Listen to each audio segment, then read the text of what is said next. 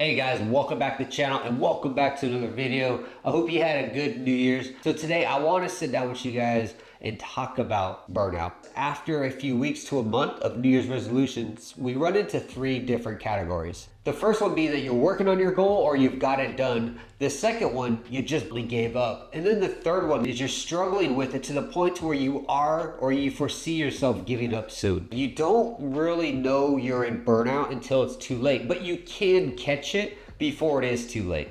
So the first thing is just to know how or when you're actually going through burnout. And this can come from simple things like working way too hard and just getting no results in return. You might be feeling or even seeing decreased performance. Your concentration is just going out the window to the point where you're sitting down for 3 or 4 minutes and then next thing you know, you're back on YouTube or something. I'm guilty of it too. So what actually causes this burnout and all these different symptoms that we feel trying to get our goals done? If your goal on New Year's resolution is to be a millionaire, what does that mean?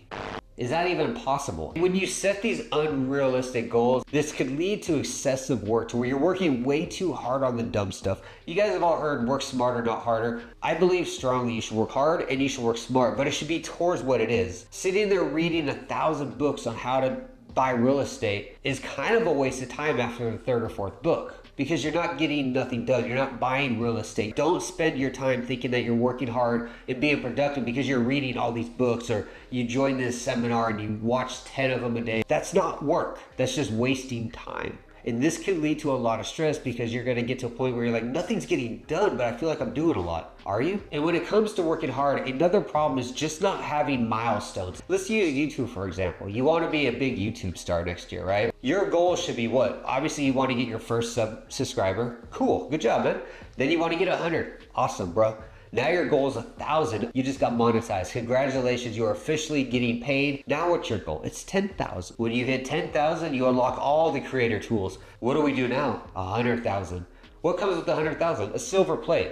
And this keeps going. When you're setting your goals, you need to set realistic, attainable goals that can be reached with just some concentration and effort. But there's always a milestone, a celebration, and a reward for it all. That's what you need to do with your goals. Even though you are doing the right things, our minds want instant gratification to an extent. We live in a TikTok world. So we have to create milestones and goals or you're going to run into burnout. The consequences of burnout can be severe. They can be very dangerous. They can lead to emotional and physical stress and complications, which are nothing that we should take lightly. We're talking about you can lead to depression, anxiety, stress. You start hurting yourself.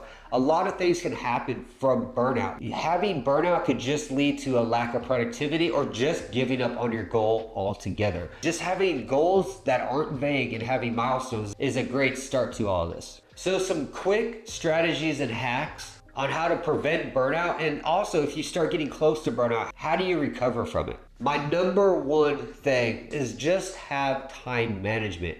If you have something to do, give yourself an allotted window to do it and be realistic. If your goal is to edit a video and upload it within a window, and the video ended up taking 8 hours, but because I didn't make that 2-hour, 3-hour window, it ended up taking like 2 or 3 days because I was stressed, I was anxious, I was getting pissed off. If you know it's gonna take 3 or 4 hours, then give yourself 3 or 4 hours. Don't overdo it. Sure, going faster is great. Time is money. I think people like Tate say this. If you work faster, you're ahead of everybody. Is that really something that works for you? We have to be careful with that. So set realistic time windows. Give yourself regular breaks and vacations. Now, I'm not saying go to Hawaii every other Friday or fly out here to Thailand or whatever you're gonna do. But give yourself 20-minute breaks every couple hours. If you're working, editing videos, if you're writing a book, maybe every hour, just get up and walk around for 5 minutes. For me personally, Friday, Saturday, Sabbath, I don't do anything but read and reflect. I just don't do anything. You won't be able to text message me. You won't be able to email me. You won't leave a comment on one of my videos expecting me to reply to you on these days. It just doesn't happen. And I love it that way because it allows me to reflect on myself and avoid burnout. And the last one, review your rewards that you give yourself for getting to certain points. If you're starting to see like, hey, I'm working for a week and a half and nothing's coming out of it, adjust your milestone of rewards. Lower them down. Remember, our mind is all about the shortest route possible to success. That's really what our brain does. How can we survive the easiest and fastest way using the less energy? So if you feel that you're working way too much, you are legitimately doing a lot, are you wasting your time by getting into this learning circle, or are your goal is just way far out that you don't even achieve anything. Review those goals and adjust them accordingly. If your goal is to be a millionaire and it's month 9 and all you have is $480, you obviously are not going to make $900-some thousand in like a month, because the last 10 months hasn't done it. Review your goals and your milestones.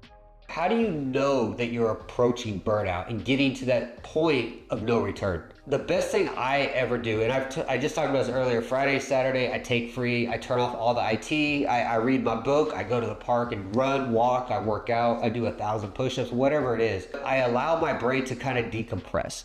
And I think about what I've been doing. And this allows me to see if I am on track, if I'm falling behind, if I need to work faster or slower.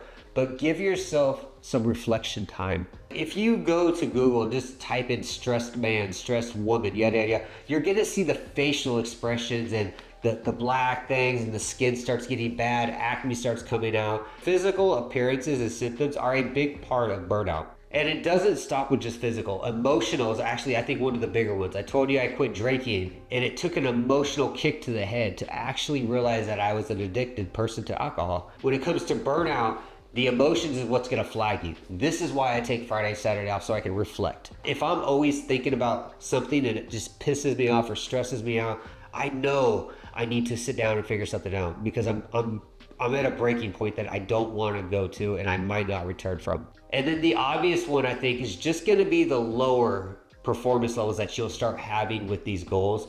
And on top of that, you might even start having breakouts to the point where you're socially awkward. You start outraging, you start becoming less talkative to your friends. You start becoming like an introvert by force. And it's important to remember, you have to be aware of how you feel. Burnout is a whole lot bigger than what a lot of people make it feel. Like, oh, I'm just tired of going to the gym, so I give up, I'm done. It's a lot more than that, especially when you start putting meaningful goals that mean something to you. So make sure your goal is where you want it to be. Don't go into autopilot too soon. Don't make everything just like almost habit to the point where you're kind of brain dead doing stuff. Be aware of what you're doing. Be aware of your goals. Be aware that burnout might be a thing. Be aware that you're failing and you need to make adjustments, or you're doing really well and you can slow down.